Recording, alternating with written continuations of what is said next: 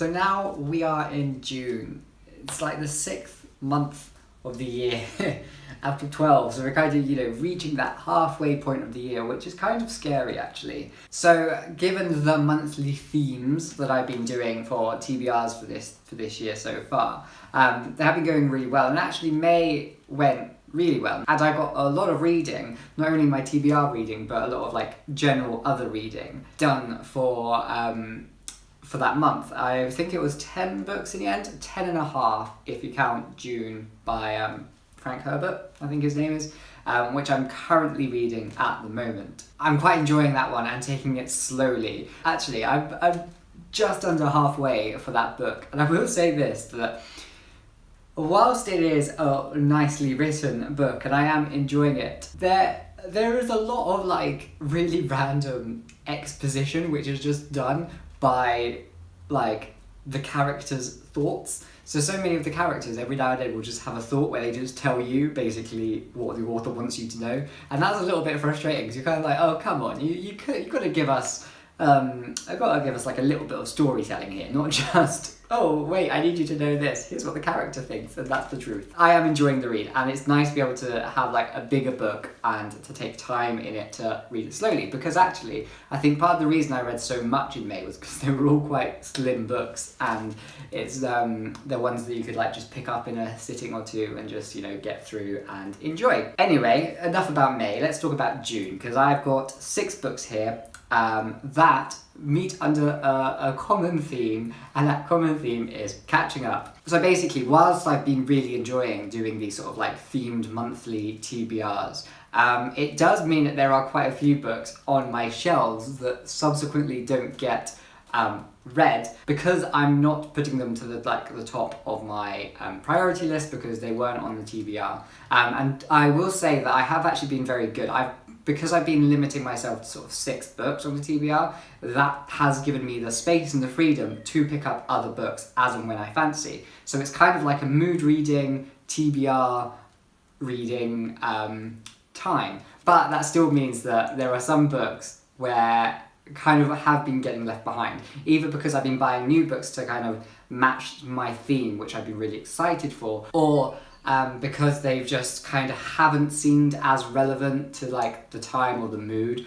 So this month for catching up, what I want to do is I want to really focus on some of the books that are left on my TBR. Some of them I'm really excited for and kind of feel like I've been kicking myself for not having read them yet. And some of them are, I guess some of them are actually new purchases-ish. So maybe the theme doesn't actually work, but whatever. The theme for this month is there is no theme. I'm going to talk about the books. I've got 6 books again. Again, that gives me space to still pick up other books that actually do fit into the theme of having no theme. But it just means that the goal for this month is to be narrowing down my TBR rather than building it up even more. And even though my theme is catching up, I still have sort of like subcategories this month. Because I am ever a lover of grouping things for the purpose of neatness, I guess, maybe. Just things looking nice and neat and putting into places so I could just tick them off. So anyway, the first group of 2 books that I'm going to be talking about are gay reads, which I guess makes a lot of sense for this month because all over the world, people are celebrating Pride Month. People are being proud online, people are going to Pride events. Funnily enough, the 2 biggest Pride events in the UK, London and Brighton, aren't actually in June. I think they're in July and August.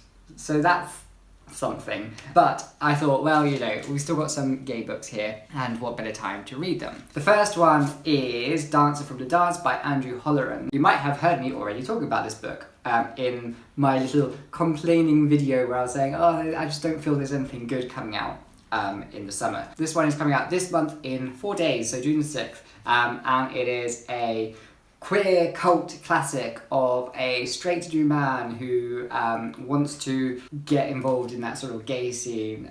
He really wants to explore his gay identity in Fire Island and all of these other places where the gay scene takes place, I guess. I wanted to read this one, but I've always also been a bit, it doesn't really sing to me. I have heard, however, some really good reviews about it. The issue being that the people I've heard reviewing it as something they've really enjoyed are the people who love the books that I tend to not love so much, or they struggle to get on board with the books that I love. So that kind of concerns me, but I don't know whether this one's going to be that moment where our tastes align. So hopefully it could be, because it does happen, of course. Nobody hates all the books I love, and there's always crossover and overlapping and that opportunity to enjoy books. So this one could be that kind. We shall wait to see. But still, I just love the cover. I've got to give it to a man in Speedos. And Rupert Everett enjoyed this book enough to blurb it, apparently. And I like Rupert Everett as an actor. The next one is one I picked up in Norwich, at Ernesto by Umberto Saba. This is translated from Italian. It's a semi-autobiographical novel. It's assumed to be a semi-autobiographical novel, and I think he's a poet traditionally in Italy, or at least that's what he's most known for. This book follows a relationship between a younger man and an older man. I think it's going to be one of those really polemic age gap relationships that a lot of people don't like, a lot of people don't mind. I think given the setting and the time of it being written, it's going to give it a whole new layer that would be different to something that we might see in contemporary times, such as Call Me By Your Name. So I'm intrigued to get to this one. I love the cover of it, and I love the way that it's continued inside. I don't know whether these are meant to be the characters that are meant to have the relationship, because that's quite a massive age gap, given that one looks like a grandpa. But, you know, we'll see. That could add an even more interesting layer to the story if it is such a big age gap, and then it might not actually be so romanticising of it. But that's besides the point. It's one that I'm really, really looking forward to. So then the next grouping are two books that are from the sort of children, teen section in the bookshop. And yeah, that's it. I guess they're both fantasy reads too, so let's get to it. The first one is Wonder Smith by Jessica Townsend. This is the Calling of Morrigan Crow. This is the second book in the Nevermore series, or the Morrigan Crow series. I'm not entirely sure what the series name is, but the first one was Nevermore, The Trials of Morrigan Crow. I read that in February, and I really enjoyed it.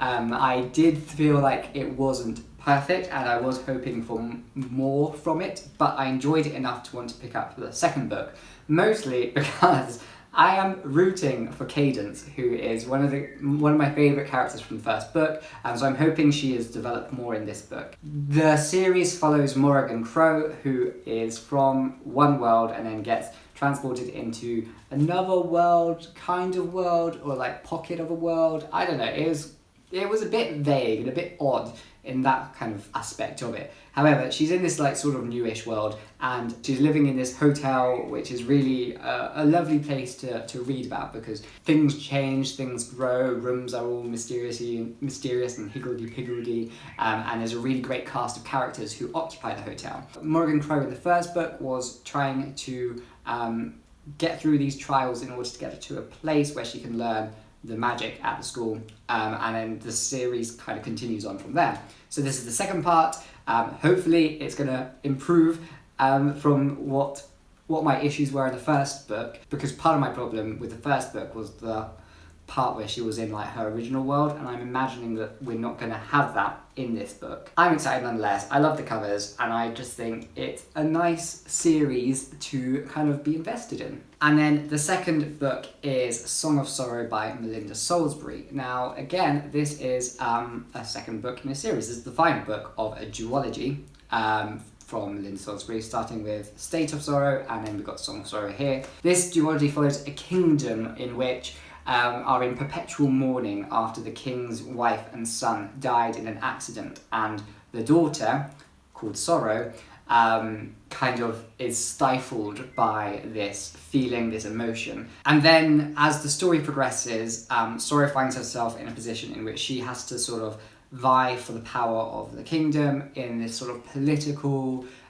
drama that's going on, and it's just a really interesting take on the sort of fantasy YA genre, putting a female as a political leader as opposed to a purely royalist leader, I guess. And so there's got all the tension, there's got the drama that you might get from an adult fantasy, put into a YA fantasy world that still has that kind of naivety to it and that sort of enjoyment and pleasure which you can get from YA fantasies and things, but still having that maturity at the same time, which gives it a bigger payoff for adults reading it, in my opinion at least.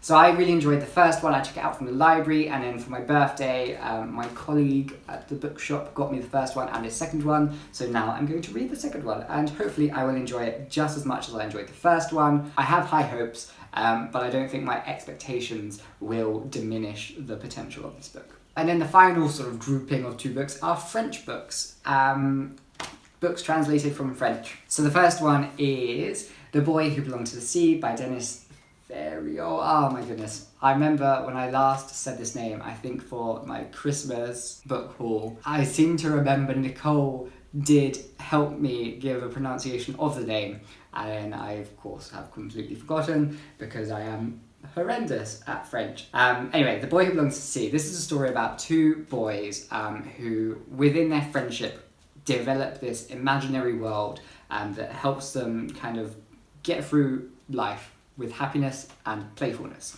And then as far as I'm aware, for one of the characters, this imaginary world blurs into his own reality, and it's a look at how their friendship survives trials and drama, but also how the boy utilizes the imagination and the sort of playfulness of childhood in order to overcome some of the trials of adulthood, which some children face way before they should. So I'm hoping it's going to be a really sort of poignant and possibly sad story. I mean, I say possibly sad. It does say a journey that threatens to end in tragedy. So I imagine it will be sad, but I hope it will also be quite heartwarming, quite touching, and a beautiful tale of childhood friendship between 2 young men. So then finally, the last book is The Office of Gardens and Ponds by Didier Decoing. This one is set in an historic Japan in which a koi carp catcher. So a koi carp catcher drowns, and then his wife has to deliver the koi carp to the city and to the imperial family, I think. It follows her journey and her interactions with this world, which is very detached from her own world, and as she tries to navigate it, but also I'm imagining it has that feel of a Japanese novel where it's kind of got like a really hyper awareness of a very specific and very niche subject, and it's told very sparsely and very beautifully, and it's crafted nicely. I'm hoping this book has that. It's from MacLehose Press, who I really enjoy the books that they put out, so I'm hoping that this one is going to be one of those books. I was hoping to have read this book previously because it came out last month, and I think I received this book in March, I reckon, something like that, March or April, and I've been really excited to read it, but just haven't ever got around to it, so now is a perfect opportunity to do so. So they are the books that I shall be reading this month. Of course, I'm sure there'll be more. I know for a fact that I need to finish June, and I will also be reading The Clockwork Orange. I didn't think of adding The Clockwork Orange to this TBR because I think everyone is aware of that book and what it's about, so it doesn't really need to be talked about so much. And yes, that is the video. Hopefully I'll be uploading reviews as I have been doing previously for all these books, and hopefully I'll read them in a way that I can then link them together in their little groupings, as I have done in this video for the reviews. So I'll see you next time for another video. Bye bye.